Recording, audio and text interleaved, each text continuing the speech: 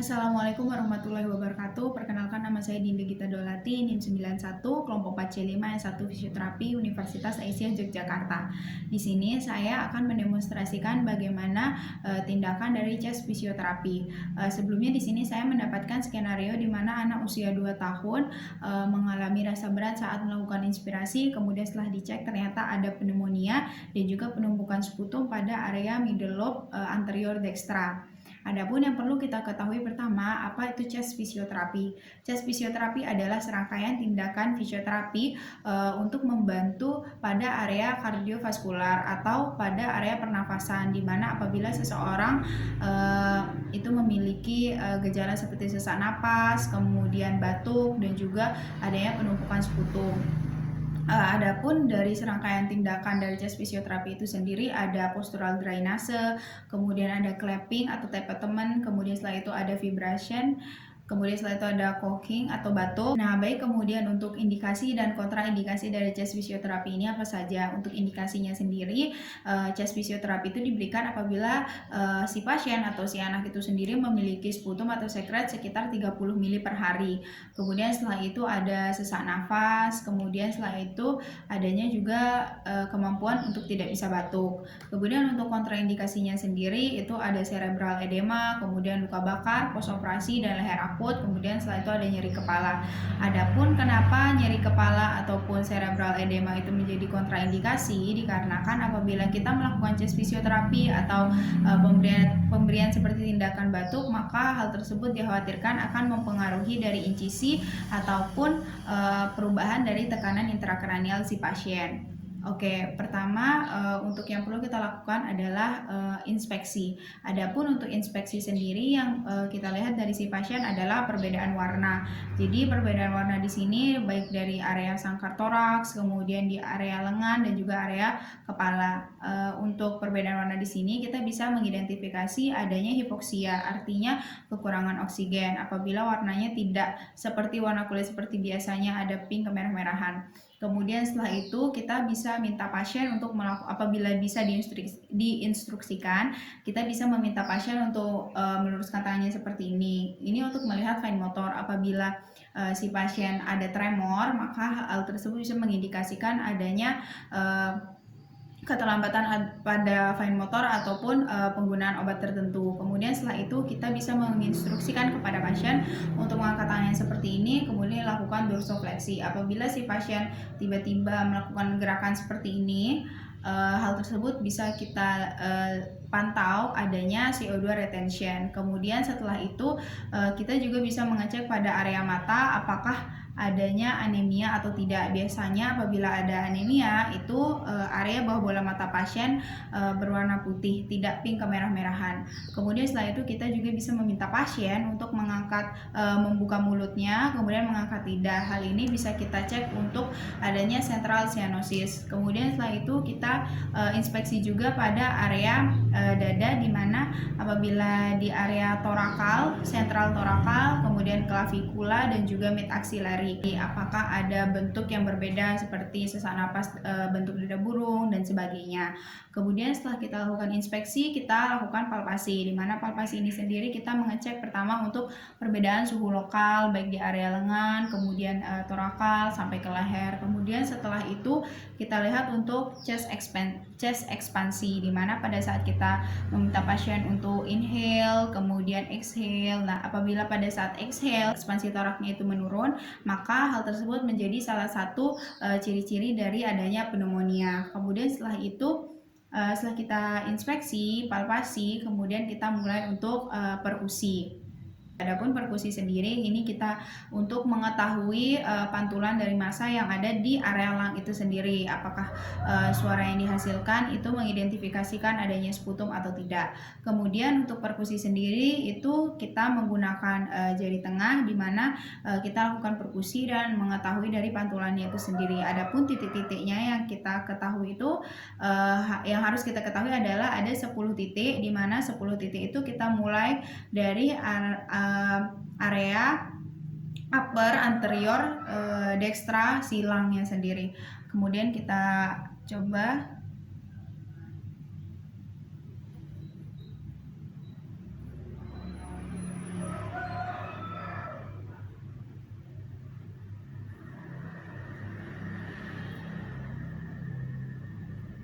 Oke, kemudian setelah itu untuk kategori si pasien yang memiliki pneumonia itu biasanya hasil dari perkusi adalah peka di mana masanya padat, dan biasa untuk mengecek ini sendiri apabila tidak di area lung untuk mengetahui masa padat itu seperti apa, biasanya ada pada area paha. Tentunya kita mulai dari arah upper bagian sinistra lobus pasien. Jadi sama gerakannya.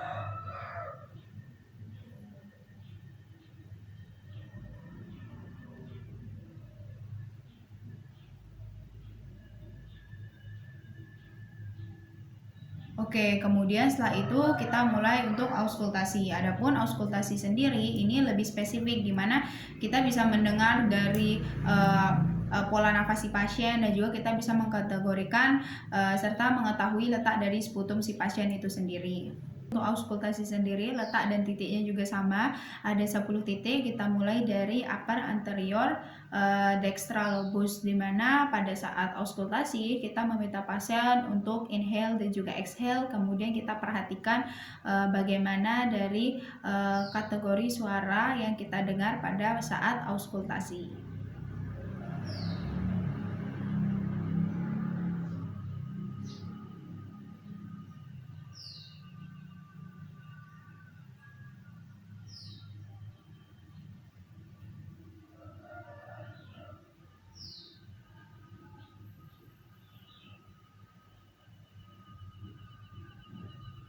Oke, kalau sudah pada area anterior, maka kita bisa coba pada area lateral si pasien, jadi di bawah aksila.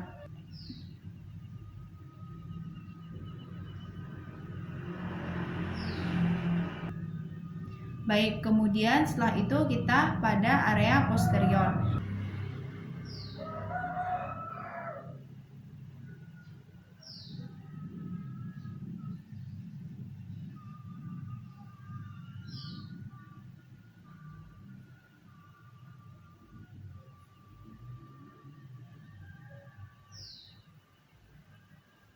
Baik, untuk hasil yang kita dapatkan dari auskultasi sendiri, apabila si pasien mengalami sesak nafas dan juga adanya pneumonia, maka bisa kita temukan itu adalah suara rongki, di mana suara rongki ini dia cenderung kasar, gaduh, dan juga nadanya rendah. Dan di sini juga kita bisa mengetahui dari letak sputumnya, di mana sesuai skenario kita mendengar letak sputumnya pada area anterior middle lobus dextra. Baik, untuk postural drainase sendiri, di mana postural drainase sesuai namanya, kita memposisikan pasien agar si sputumnya tersebut mengikuti arah gravitasi atau menggunakan hukum Newton, di mana apabila area sputum ada di area lobus, maka badan pasien itu lebih tinggi daripada kepala. Kemudian apabila di area lower, maka kaki lebih tinggi daripada kepala. Nah, di sini saya di skenario mendapatkan letak dari sputumnya itu pada area anterior middle lobus dextra, jadi sebelah kanan. Nah, sesuai referensi, di mana apabila di area anterior maka kita posisikan terlentang.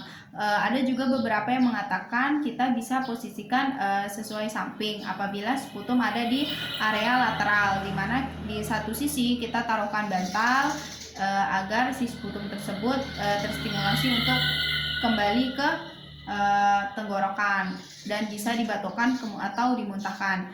Kemudian setelah kita melakukan postural drainase, kita bisa memberikan clapping atau tapoteman. Adapun untuk clapping dan tapoteman itu sendiri tergantung dari usia dan juga besar dari sangkar toraks si pasien. Apabila areanya kecil, maka kita bisa menggunakan 3 jari. Kemudian itu bentuknya seperti C. Nah, jadi clapping atau tapoteman ini dimana dia memanfaatkan atau kita menstimulasi dari sisi lianya itu sendiri, sehingga udara yang terperangkap antara lengkungan C dan dadanya itu akan mampu mendorong sisi lia agar mendorong si sputum tersebut.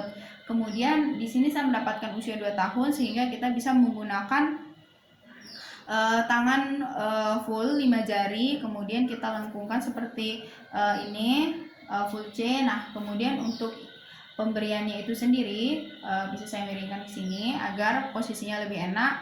Kemudian setelah itu kita lakukan sekitar 2 menit, di mana yang bergerak itu adalah wrist kita. Di sini kita lakukan sekitar 2 menit.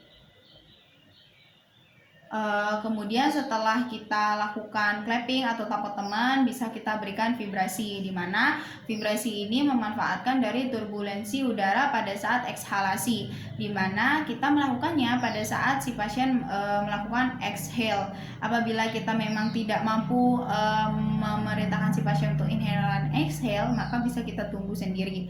Adapun untuk vibrasi itu sendiri kita menggunakan 5 jari, jadi yang tadi kita lengkungkan sekarang tidak. Kemudian satu tangan membantu dari tangan yang satunya. Kemudian apabila si pasien mulai inhale, kemudian pada saat exhale kita mulai untuk getarkan. Oke, kemudian dia inhale, kemudian kita getarkan. Kemudian dia inhale, kemudian kita getarkan. Nah, adapun pengulangannya itu sekitar 1-3 kali saja.